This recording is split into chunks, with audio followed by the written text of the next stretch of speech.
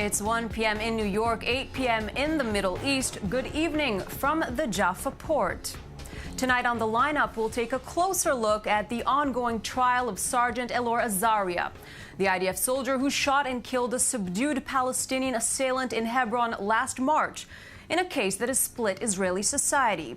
Dubbed the so-called Hebron shooter trial, our senior defense correspondent Shai Ben-Ari spent the day in Jaffa's military court.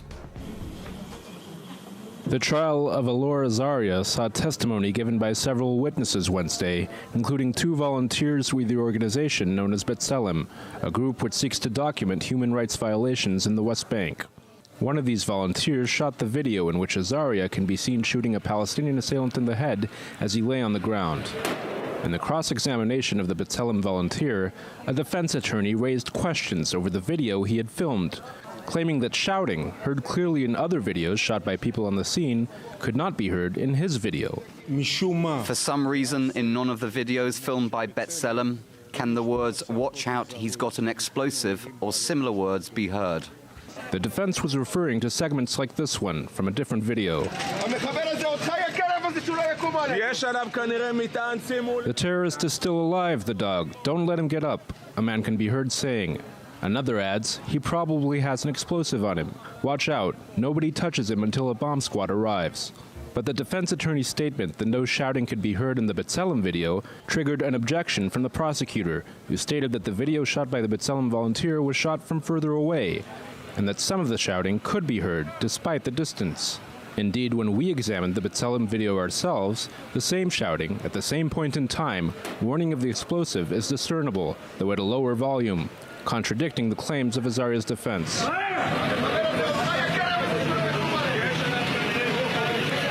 Here it is again in the alternative video, shot closer to the shouting. And here it is again in the B'Tselem video.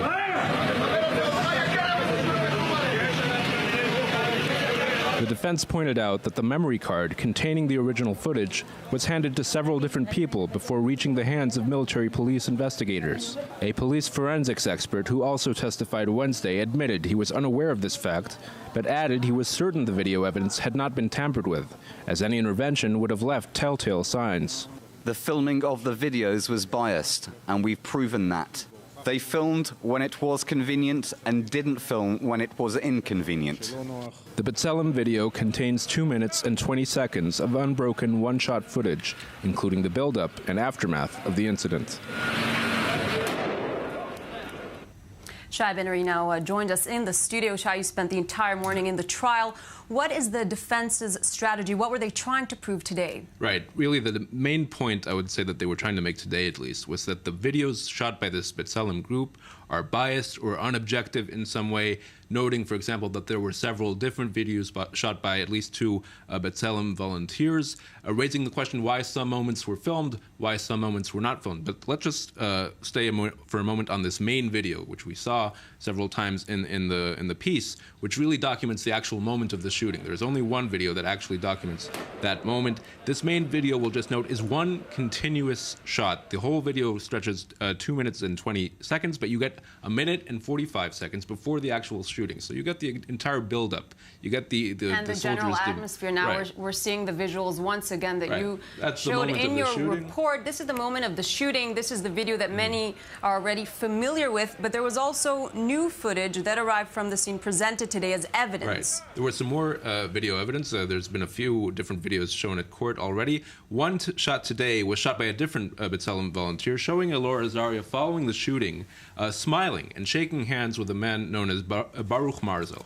Marzel is a well-known right-wing extremist here in Israel. Is known for his very radical views and basically a hatred towards Arabs. In general, Azaria is seen smiling also and shaking hands with a man also known as Ofer Ohana, a different man.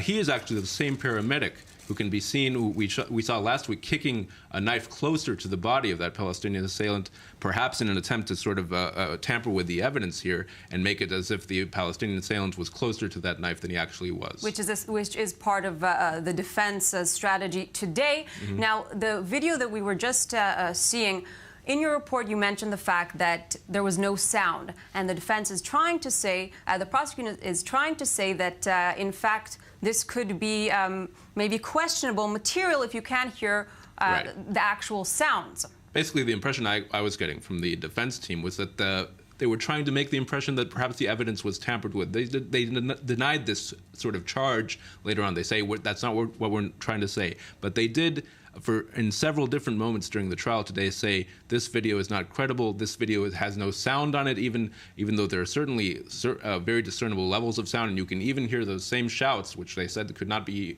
heard on the video, which you can hear in other videos, supposedly suggesting that these shouts have been removed in some way. And we'll just remind everybody that a police forensics expert, who was also a witness today, he was part of the initial investigation, also stated for the record that no evidence had been tampered with, no visual evidence, including this video, which is, of course, the critical, really, piece of evidence. So we're seeing this video as we speak. Can you walk us through what you can see in the video for those who missed it?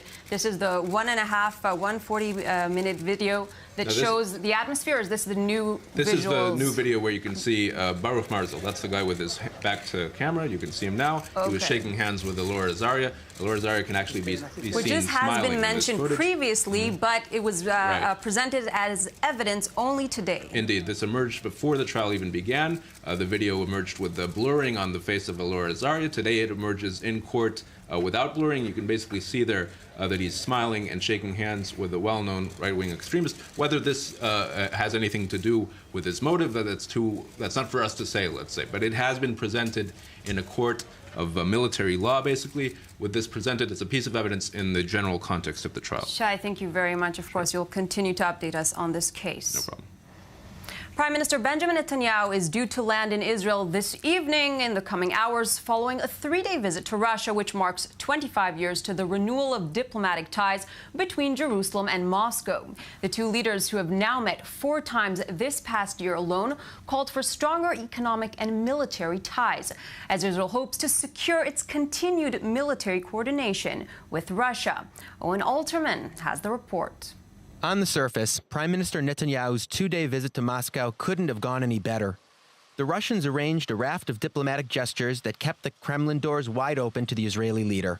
We see great importance in our relations with Israel, not only because Israel plays an important role and it's one of our most important countries in the Middle East, but also because of the historic relations between the countries. The official reason for the visit, to mark 25 years since the renewal of relations between the two countries. On the practical level, a number of economic agreements were signed in a private meeting the two leaders had on Tuesday. But for Netanyahu, this was also a practical visit, since he and Putin discussed military coordination, mainly in Syria. The Israeli premier was also a little more forthcoming than usual. Yesterday I said that we are challenged by barbarian tribes who try to destroy our culture and our countries. We understand it, and Russia understands it. In an answer to a question at a meeting with the Russian Jewish community, he implied Israel was in fact operating in Syria, reminding everyone in the room that despite the ongoing scandal, he is still very much Mr. Security. And joining us now is former member of the Israeli parliament for Yesh Atid party, Rabbi Dov Lippman. Good evening. Good evening, Michael. How are you? I'm well, thank you. So is Netanyahu returning to the eye of the storm?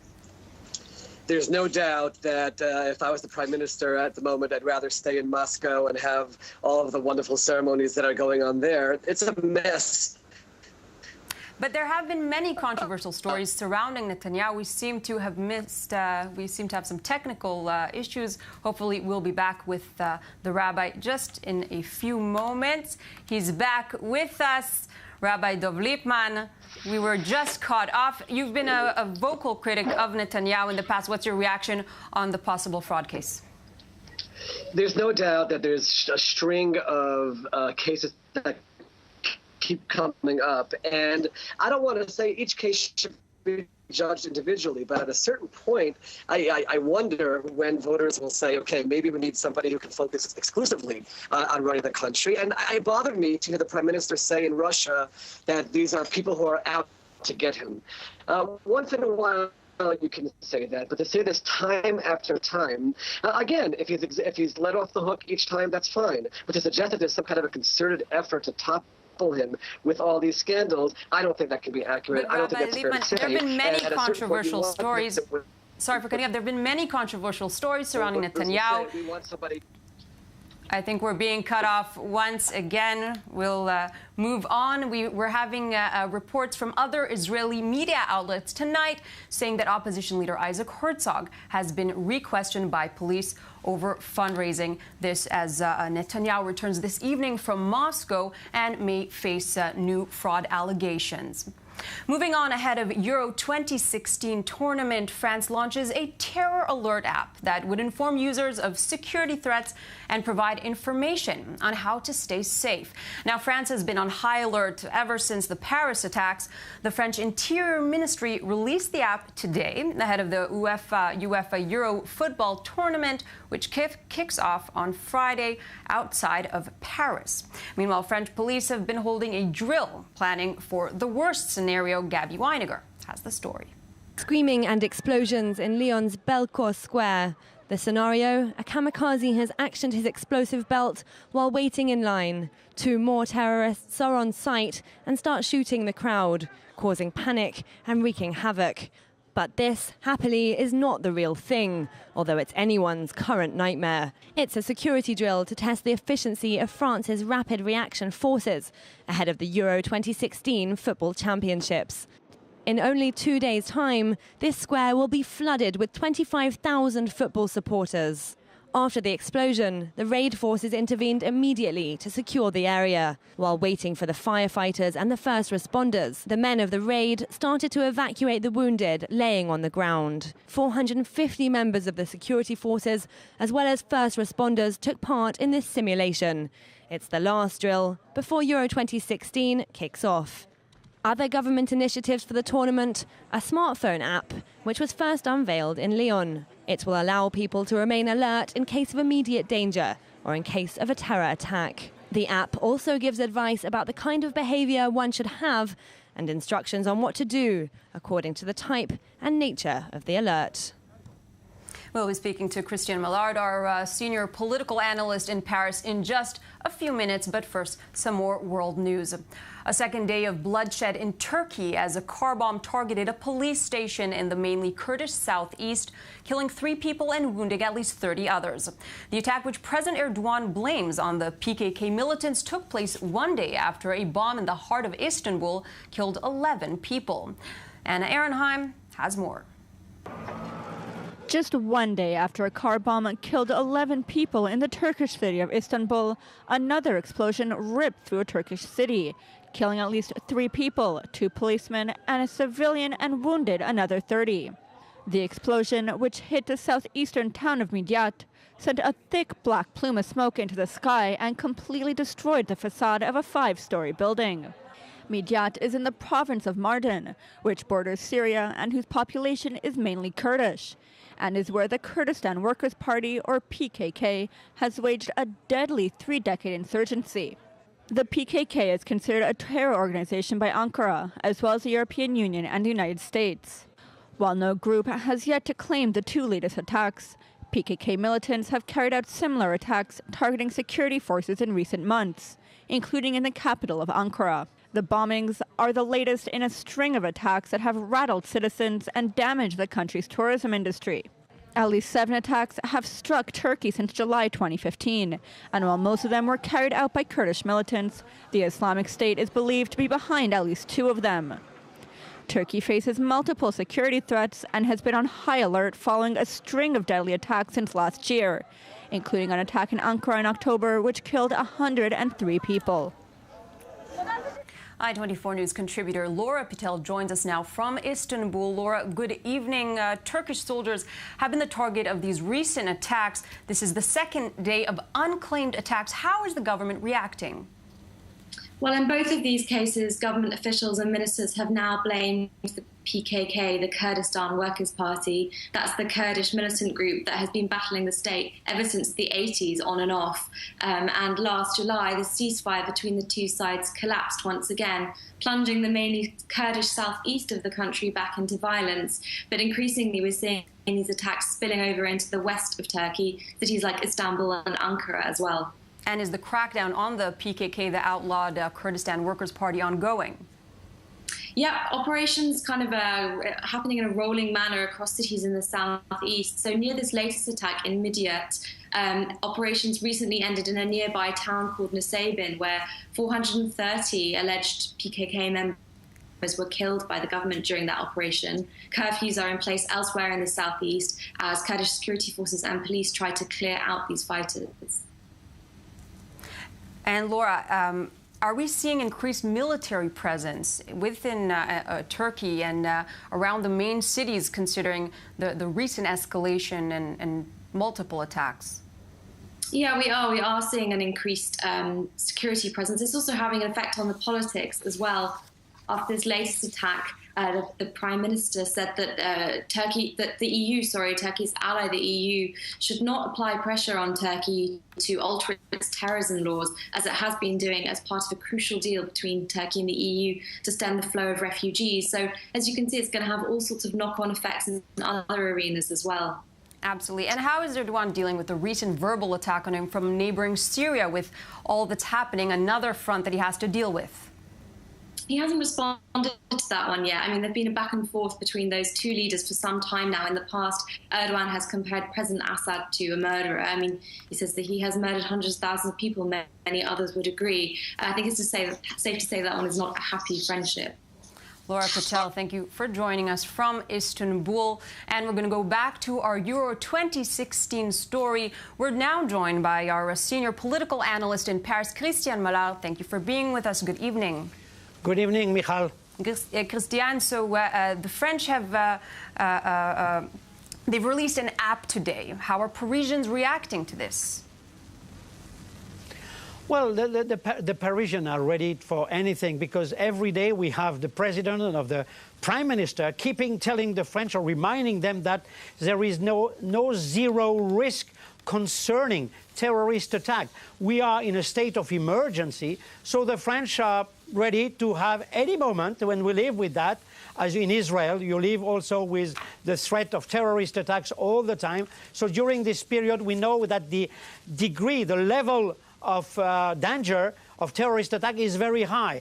And even today, which was very strange, the new Republican president of the Parisian Regional Council, Madame Valérie Pécresse, said, "Oh my God, I am not going to send my sons to the fan zones to attend the games, to see the game on huge screen. No way, because it's too dangerous." So if you speak this way to the French public opinion, it's clear that you are not going to push or incitate the French people to go to fan zones or to the stadiums. Can we expect the first games to be cancelled due to the high security risk? No, we will only cancel the first games, of course, if we have a terrorist attack. On this, for sure. But President Hollande said that he was really tightening the security in the country. We have globally 100,000 persons really dealing with the security over 10 big cities, where we have 10 fan zones, 10 stadiums. And definitely we have to be careful about the fan zones, because from the smaller to the bigger ones, they can host from 10,000 people to 92,000 people. Indeed, and people Christian, are not allowed to get... Sorry to cut you off, but many French officials and international leaders are calling to cancel or postpone the games because of these high security alerts and because of the very large number of people and fans that will attend. Is this a risk that France should be taking right now? No. You know, we know we are under threat, no doubt about that. But the French president and the prime minister say all the time that if we decide to cancel everything before we officially starting the Eurofoot, it will be a point scored by the terrorists. So there is no way we are going to cancel anything. But the impact on all this with this threat and the declarations made here and there is that we have a lot of cancellations in hotels or trips of people who are so scared about what happens. And plus that, you have to add the strikes, the floods, which are ending. But still, it's the confused, messy situation doesn't push the people to come. But the French government, they've made a very big deal releasing this app today. Are people taking this terror app seriously? And also, this will notify users once a terror event or some incident takes place, God forbid. But once that happens, how useful is an app like this? Well, it is alert app started this morning. It's very brand new. And definitely the French people are going to focus on that wherever they go, because they know the threat is everywhere. It can be in Paris during the Euro Games, but it can be also in some very sensitive areas like Marseille and Nice in the southern part of France, where we have a lot of Muslim fundamentalist networks in the area, people who are scrutinized, watched very closely by the police. And I want to remind you, we are going to have 42,000 policemen, 30,000 civil guards, 10,000 military. I was alluding to 100,000 people, tightening the security of the country. So during 1 month, it would be very tense here, definitely. And at the same time, the government is dealing with the labor strikes. Could these in any way affect the games? Yes, the labor strikes is a problem because the government doesn't succeed in dealing with this, I'm sorry to say that, crazy, stupid CGT, which is the communist Marxist unions. These people only are able to say no to everything. And President Hollande keeps telling them, we have to know how to stop a strike. But these people don't care. They only say no. This is the only no they know in their dictionary. Christian Mallard, thank you very much for joining us this evening. Now, in the latest on sports, Maria Sharapova has been banned for 2 years by the International Tennis Federation after failing a drug test. The heart disease drug meldonium, which the 29-year-old says she has been taking since 2006 for health issues, became a banned substance on January 1st, 2016. The 5-time Grand Slam winner says she plans to appeal.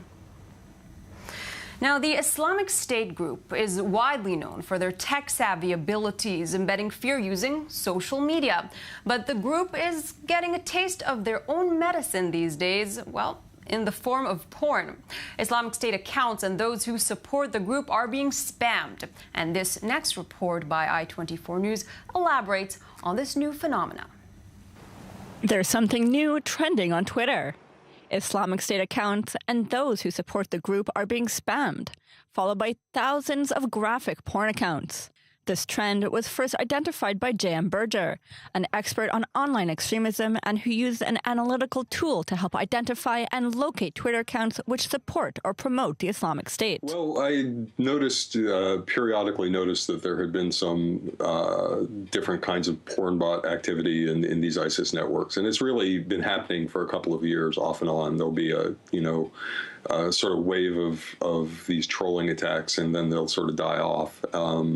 So I had already been looking at some of these bots that I'd seen in English and Arabic-speaking networks, and a colleague referred me to the ones that I tweeted about, which is a French-speaking ISIS supporter network that's been targeted by them. At the group's peak, they had strategically recruited young men and women from all over the world, using social accounts like Facebook, YouTube, Twitter, and Instagram to brainwash their recruits.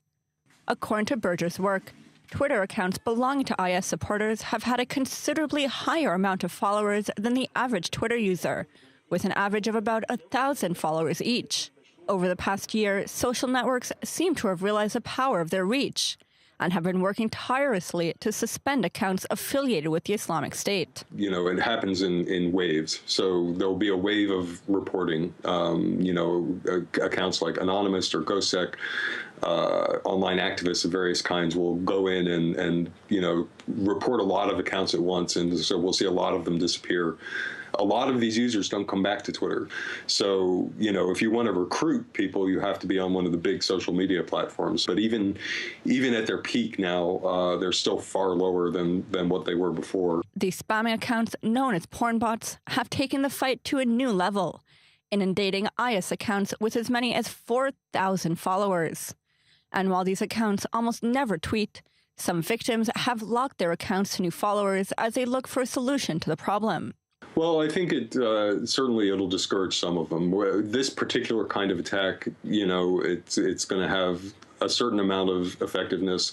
It depends on how long the people who are carrying out the attack want to continue doing it. Most IS fighters and supporters have grown up with the internet, living and socializing online. The role of the internet is a known driving force behind radicalization, giving extremists the ability to amplify their message in a way that was never seen before. But the internet also has some very creative ways to counter extremism, especially extremists belonging to the Islamic State. Pornography. And we just received some breaking news from London as police have carried out a controlled explosion outside of the Israeli embassy. This is taking place in London. And of course, we will update you with more information once it becomes available. Now for a look at some of the other stories defining the day around the world. Dozens of people were wounded in Papua New Guinea after police opened fire on a student demonstration in the capital. Riots erupted across the country to protest corruption allegations in the government. There are conflicting reports about the number of casualties. More than 16,000 items that belonged to Auschwitz victims were recovered after they were found in boxes at the Polish Academy of Sciences. Among the items, thermometers, jewelry, tobacco pipes, and buttons. The find was described by the Auschwitz-Birkenau State Museum as a moving personal testimony of the victims. A floating school in Makoko, Nigeria, which became a beacon of hope for the nearly 100,000 Nigerians who live there, was destroyed in a storm despite being built to specifically withstand the storms and floods that are common in the 4-month-long rainy season. A Russian aviation company unveiled its new medium-range passenger plane, MS-21. Company officials said the new plane is not only lighter and stronger, but will also exceed customers' comfort expectations. Hundreds of Muhammad Ali fans are spending hours standing in line for tickets to a memorial service for the late boxer in his hometown, Louisville, Kentucky. Short break, and we'll be back in just 2 minutes.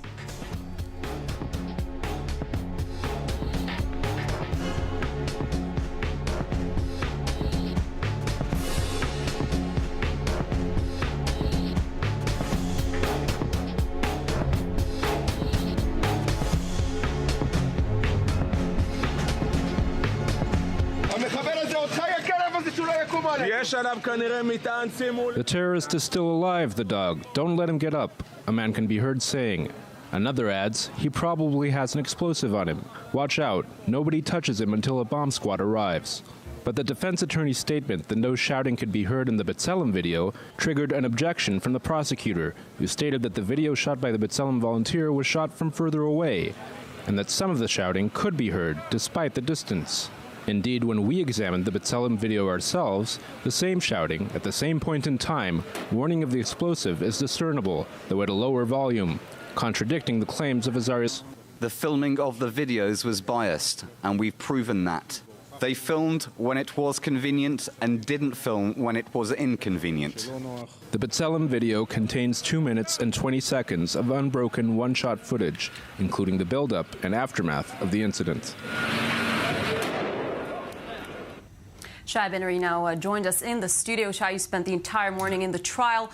What is the defense's strategy? What were they trying to prove today? Right. Really, the main point I would say that they were trying to make today, at least, was that the videos shot by this B'Tselem group are biased or unobjective in some way, noting, for example, that there were several different videos. 2 volunteers with the organization known as B'Tselem, a group which seeks to document human rights violations in the West Bank.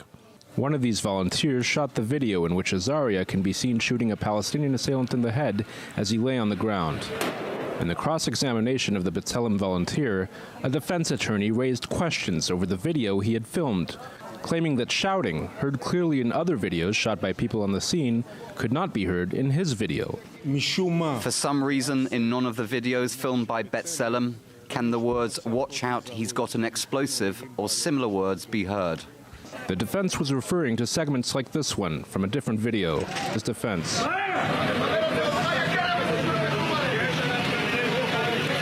Here it is again in the alternative video, shot closer to the shouting. And here it is again in the B'Tselem video.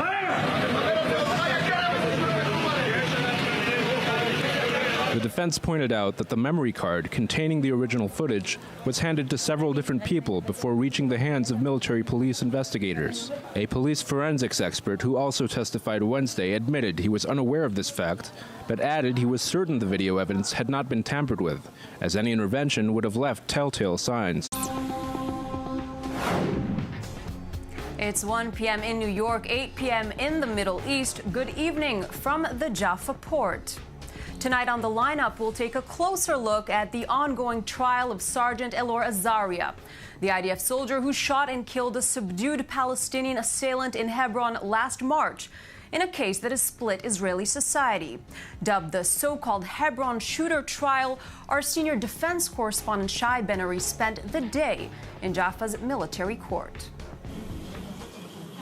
The trial of Elor Azaria saw testimony given by several witnesses Wednesday, including